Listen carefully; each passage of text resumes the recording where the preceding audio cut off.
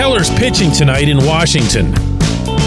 Mitch Keller, the current number one starter in this rotation, and deservedly so.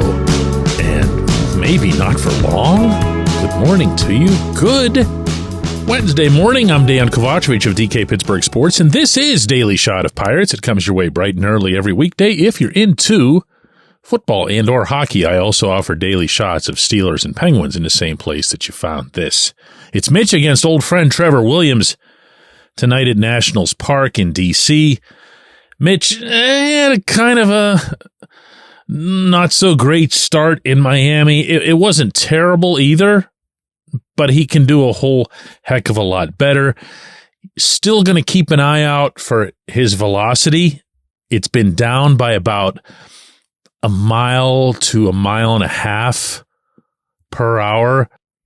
And that goes for all his stuff, not just the four-seamer. We'll see how that unfolds. I asked Mitch after that game down there, just in general, how did he feel about his stuff? Big smile on his face. Everything's great. Everything's awesome. The rest of the team's in there celebrating the opening win, and so was he. And like I said, let's just see how that goes. But this really isn't about him. This is a lot more about a certain you-know-who who's already in the rotation, and another you definitely know who's on his way from Indianapolis at some point soon. Because once Jared Jones and Paul Skeens establish themselves in the majors, and it doesn't look like it'll take either of them very long, while also offering all the usual caution flags and don't go too far, too fast. I'm sorry. When you see the way Jones pitched the other day in Miami, I mean, he's rearing back and firing 99 mph without even breathing hard. He's coming at you with a slider that's probably twice as dynamic, and that's saying something considering the fastball itself has unusual movement. He's got a couple other pitches. He's got a couple other looks. And it all appears as if it's just really easy for him. Now take that and mix into it what people who are experts in pitching, which means not me, and I'll never pretend to be otherwise, what they see when they're watching this kid pitch. They can get into specifics that'll scare you, that'll make you raise expectations to something that's just unfair. But it also explains a lot. I'll give you a small example here. When you get into Jones's particulars, it's one thing to throw with a lot of MPH, but there are a lot of pitchers who throw with a lot of MPH that don't get the swings and misses that Jones just did in Miami, or that Jones has been getting pretty much his whole life. The difference is the movement that I just mentioned, the spin rate that comes with the fastball, which is almost superhuman, and with all of that and more applying to the slider. Put very simply, he's doing something that most pitchers can't do. He's coming into the game with unfair weapons. Now take that conversation, carry it over to Skeens, and you've got something that you don't need to even analyze.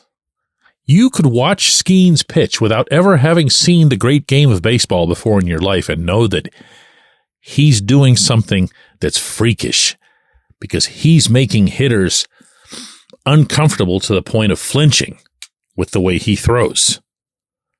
But the best part about Skeens, and this is something I'll share with you based on something that Henry Davis told me after a game in Sarasota, Florida this spring, is that Skeens wants to keep learning.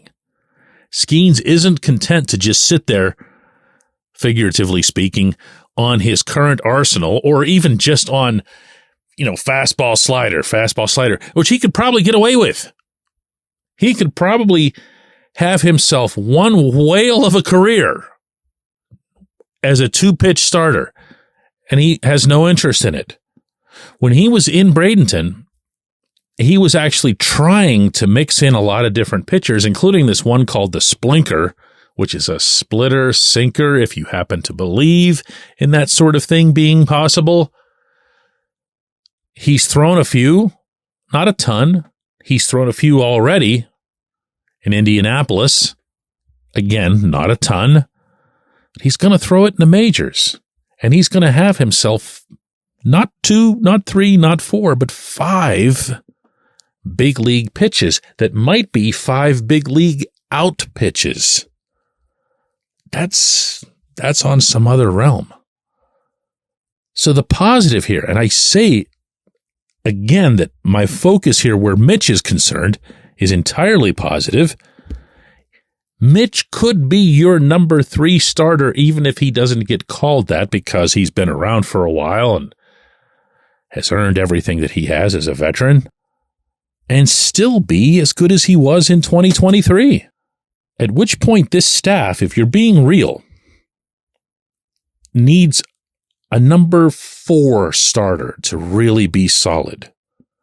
And you can pick from any number of guys, which you always want in that situation because of pitching injuries and how many starters you end up needing over a full season. And then from there, hey, listen, if you have a number 5 starter who's worth something, then you're in possession of a commodity that maybe only 2 or 3 teams in all of Major League Baseball have. That's how rare staffs are that go 5 deep. No matter how much they spend, no matter if they're the Dodgers, the Mets, the Yankees, it's just really, really hard to go 5 deep. Hence my argument that you only really need a 4th just to be ahead of everybody else. When we come back, J1Q. This portion of Daily Shot of Pirates is brought to you by our friends at North Shore Tavern. That's directly across Federal Street from PNC Park. It's home of Steak on a Stone, an eating experience, underscoring the word experience. The steak is brought to you partially cooked on an 800-degree stone, and you do the rest. It's a ton of fun, it's a great meal, and it's a baseball atmosphere like no other in Pittsburgh. North Shore Tavern, right across Federal Street from PNC Park.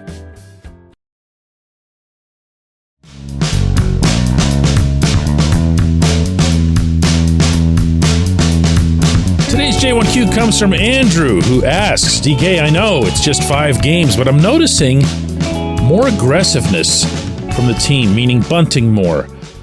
The latest hit and run with Connor Joe, even the general base running. And while it all hasn't worked out every time, is there any kind of new mindset that the team's wanting to work toward? This team feels more loose and aggressive on all sides of the offense. How do I put this? Let me think here, because if you go back to last year, during that 20-8 start, the Pirates stole a ton of bases. Remember that? Ji-hwan Bae was pretty much taking them at will. And then they ran into one opponent. It was the Rockies. It was out in Denver, who really seemed to have figured out everything that the Pirates were trying to do on the base pass. And our old friend Elias Diaz, the catcher, was just nailing everybody. Remember that? Boom, boom, boom, boom, boom. Second base, third base. Didn't matter where, didn't matter who it was. Everybody was out all the time. And after that, you saw them, the Pirates, get a lot less aggressive. And you saw even Bae pretty much chained to the bag. So that's the first thing that I want to say to you is I'd be cautious about reading too much into extremely early season base running. Not everybody is as sharp as you'd hope to be, including defensively coming out of spring training. That's one part. The other part is, they've gotten a lot of hits that haven't been great. This is something that I brought up on yesterday's show. When you've got a batting average on balls in play that's close to 390, when the median across the sport is 300, that means you're hitting a lot of baseballs that are finding a lot of grass, that are finding a lot of people who aren't particularly adept at fielding. And I'm not even talking about errors. I'm just talking about misplaying a ball and it doesn't get scored in error. We've seen a lot of that already in these first 5 games from the Pirates' opponents. At some point, they're going to run into teams that are more fundamentally sound, or those same teams will just get more fundamentally sound as the season goes along. One way or another, the BABIP, as it's called, that's the acronym, is way too high, and a lot of that has to come back down to earth. Along the way, if you're in the habit of running the base paths with gusto and expecting good things with everything you do in running on the base paths, you're naturally going to be more aggressive.